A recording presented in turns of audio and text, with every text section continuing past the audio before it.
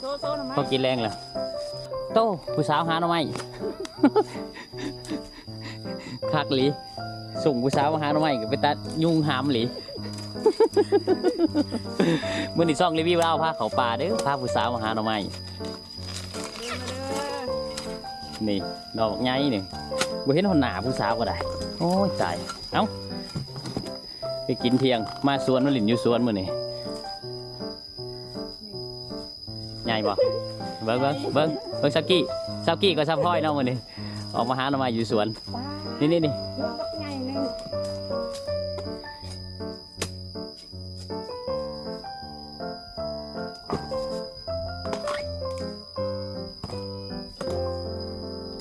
อ้ายผู้สาวหาหน่อไม้มึงดูถุงกับบ่ใส่ ยุ่งหามอยู่นี่ ไปพ่อ ไปแกง พอดีแกงเที่ยงออกมาหลินอยู่สวนมื้อนี้ไปกลับขึ้นไปเที่ยงมาที่นี่หาแกงหน่อไม้กินก่อน